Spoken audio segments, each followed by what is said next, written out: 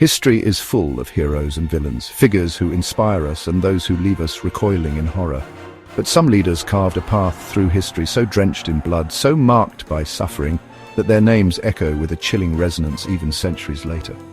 These rulers wielded power not as a tool for good, but as a weapon to dominate and destroy. Their reigns were epochs of terror, their every whim enforced with an iron fist. Today we delve into the darkest corners of the past to confront the stories of the most ruthless leaders of all time. Buckle up, because in the grim annals of history, some stories are not for the faint of heart. Imagine, if you will, the world of the 5th century AD. The once mighty Roman Empire is crumbling, its frontiers collapsing under the weight of barbarian invasions, and then out of the east explodes a force unlike anything Europe had ever seen. The Huns, led by a man who would become the very embodiment of terror, Attila. Now we have to be careful with sources here, because much of what we know about Attila comes from terrified Roman chroniclers, folks who had every reason to paint him as the devil incarnate. But even allowing for exaggeration, the picture that emerges is pretty damn frightening. Attila, after all, wasn't some tribal chieftain content with a patch of land. He was a conqueror on a massive scale. Think about it. This guy, Attila, comes to power in a brutal way by killing his own brother. And with the Huns unified under his iron grip, he embarks on a campaign of conquest that would make Alexander the Great blush. From the steppes of Russia to the borders of the Roman Empire itself, Attila's Huns were a force of nature, leaving a trail of destruction in their wake. Cities were sacked, populations slaughtered, entire regions transformed into smoldering ruins. Imagine the terror that must have gripped the hearts of people in those days. Imagine the whispers, the rumors spreading like wildfire. The Huns are coming. Attila is coming! Attila, you see, wasn't content with just defeating his enemies. He wanted to break them, to leave them utterly crushed, as a lesson to anyone else who dared oppose him. There's a chilling quote attributed to Attila there: "Where I have passed, the grass will never grow again." That was the kind of fear Attila inspired. From the vast, windswept steppes of Mongolia, a new conqueror emerges, a man who would not just reshape nations but redraw the map of the world itself, Genghis Khan.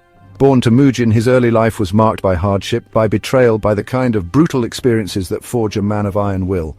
And that will, that unyielding ambition, would ultimately catapult him from obscurity to become the leader of the largest contiguous land empire in human history. Now, Genghis Khan is a complex figure, a study in contrasts. He was a ruthless conqueror, no doubt about it. His campaigns were marked by unimaginable bloodshed, by the wholesale slaughter of entire populations. Some historians estimate that Genghis Khan's conquests led to the deaths of 40 million people, a staggering figure that represents a significant percentage of the global population at the time. Cities like Samarkand, Bukhara, entire centers of culture and learning were razed to the ground, their populations put to the sword. It's easy to demonize Genghis Khan, to paint him as a bloodthirsty tyrant driven by a lust for power. But to understand the man, we have to look beyond the bloodshed to the vision that drove him. Because Genghis Khan wasn't just a conqueror, he was a unifier, a lawgiver, a man who dreamed of uniting the fractured Mongol tribes under a single banner. He broke down the tribal barriers that had divided his people for centuries, forging them into a disciplined, utterly terrifying fighting force. He instituted a legal code, the Yasa, that promoted religious tolerance and social mobility, something almost unheard of in the world at that time. He created a system of communication and trade that stretched across his vast empire, linking East and West in a way that had never been seen before. But this vision, this dream of a united Mongolia, came at a terrible price. The cost of his conquests was immense, not just in terms of human lives, but also in the cultural and historical heritage that was lost forever. The legacy of Genghis Khan is a tapestry woven with both the threads of unparalleled achievement and the dark stains of destruction. Chapter 3. Mary's son, the fires of faith, the stain of blood. The year is 1553. England, a nation already reeling from religious upheaval, crowns a new monarch, Mary, daughter of Henry VIII and Catherine of Aragon. But this isn't just a coronation, it's a restoration. Mary, you see, is a devout Catholic, and she ascends the throne determined to reverse the religious reforms of her father and half-brother, Edward VI. England, she believes, will return to the Catholic fold, whatever the cost. And the cost, as history will grimly record, will be measured in blood and fire. Now Mary Tudor's story is a tragic one. Even before we get to the whole Bloody Mary thing, she'd been declared illegitimate, her mother cast aside in favor of Anne Boleyn. She'd endured years of uncertainty, of political maneuvering, always aware that her claim to the throne was precarious at best. So when she finally becomes queen, there's a sense that she's settling scores, that she's determined to impose her will on a nation that had often rejected her. And what was her will? To cleanse England of heresy, to purge the Protestant faith that had taken root during the reigns of her predecessors. And so begins one of the darkest chapters in English history, the Marian persecutions. Hundreds of Protestants, from simple farmers to prominent clergymen, are arrested, charged with heresy and burned at the stake. Now, these weren't quick, clean executions. We're talking about people being burned alive, the smell of their flesh filling the air, their screams echoing through the streets. The stories of the Marian martyrs are truly harrowing. Chapter 4. Joseph Stalin, the Iron Fist, the Shadow of Doubt. The Soviet Union, a vast experiment in communism, forged in the crucible of revolution. It was a nation born out of the chaos and fervor of the Bolshevik Revolution, a seismic event that reshaped the political landscape of the 20th century. And at its helm for nearly 3 decades stood Joseph Stalin, a man of contradictions, a figure shrouded in both myth and terror. His name evokes a complex legacy, one that is both revered and reviled. Was he a brilliant strategist who transformed a backward nation into a global superpower? His policies of rapid industrialization and modernization did indeed propel the Soviet Union onto the world stage, or was he a ruthless dictator responsible for the deaths of millions of his own people? The purges, the famines, the labor camps all paint a picture of a leader who ruled with an iron fist. The answer, as is often the case with history's most consequential figures, is complex, unsettling, and impossible to fully untangle. Stalin's legacy is a tapestry woven with threads of both progress and profound human suffering. Stalin's rise to power was anything but inevitable. Born into poverty in Georgia, he climbed the ranks through a combination of political acumen, opportunism, and sheer ruthlessness. In the years following the Bolshevik Revolution, he was a shrewd, often ruthless operator, consolidating his power within the Communist Party, eliminating rivals and outmaneuvering opponents. His ability to navigate the treacherous waters of Soviet politics was unmatched. By the late 1920s, he was firmly in control, and he wasted no time in implementing his vision for the Soviet Union. This vision was marked by rapid industrialization and the collectivization of agriculture. That vision, as it turned out, was a nightmare of unimaginable proportions.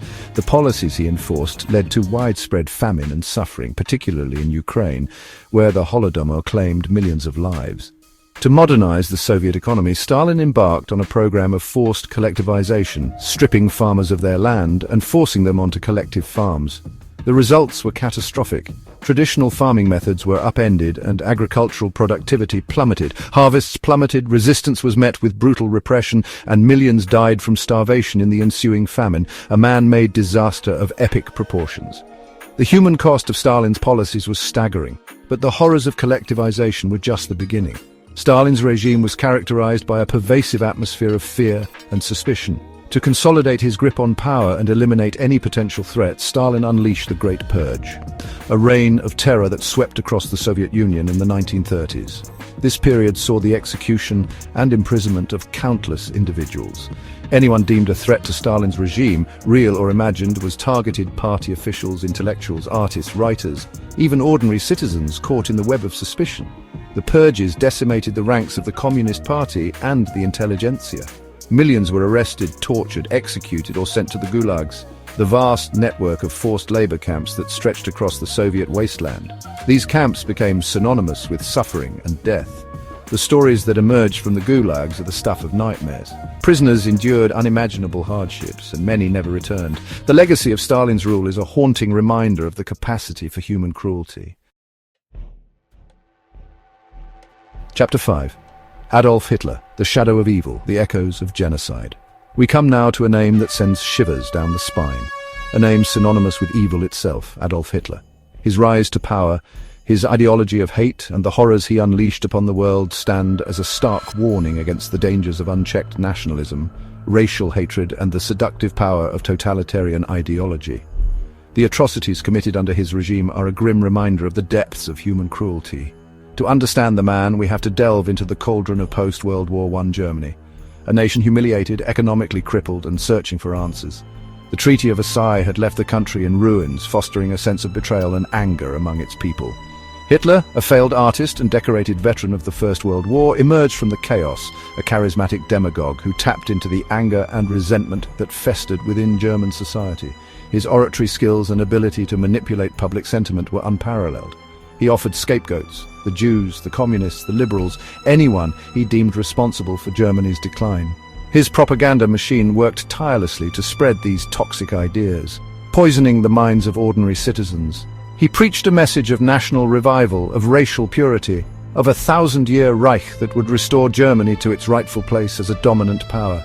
His vision was both grandiose and terrifying, promising glory while sowing seeds of destruction. It was a message that resonated with a population desperate for hope, for someone to blame for their suffering. The economic despair of the Great Depression only amplified their willingness to follow anyone who promised a way out. The Nazi Party, once a fringe group, gained popularity, riding a wave of nationalism and anti-Semitism. Their rise was marked by a series of strategic moves and violent confrontations that eliminated opposition. Hitler's rise to power was swift and terrifying. His ability to galvanize the masses and his ruthless tactics ensured that he faced little resistance.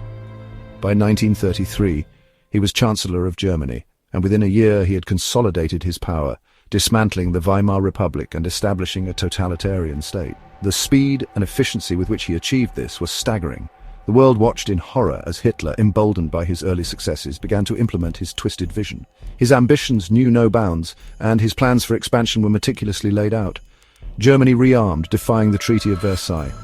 The military build-up was rapid and aggressive, setting the stage for the conflicts to come. The persecution of Jews intensified, culminating in the horrors of Kristallnacht, the night of broken glass, when Jewish businesses and synagogues were attacked across Germany. This event marked a significant escalation in the Nazi campaign against the Jewish people. And then, in 1939, Hitler unleashed the dogs of war, invading Poland and plunging the world into the deadliest conflict in human history. The invasion was swift and brutal, signaling the start of a global catastrophe.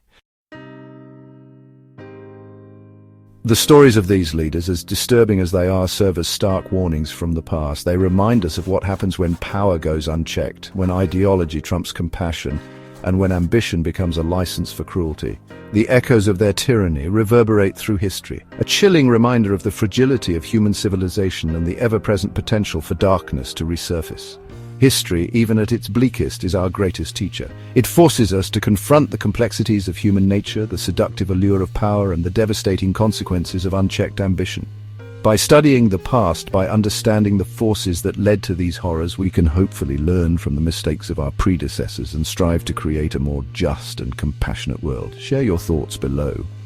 Which leader's story shocked you the most? Which aspects of their reigns raised the most questions for you?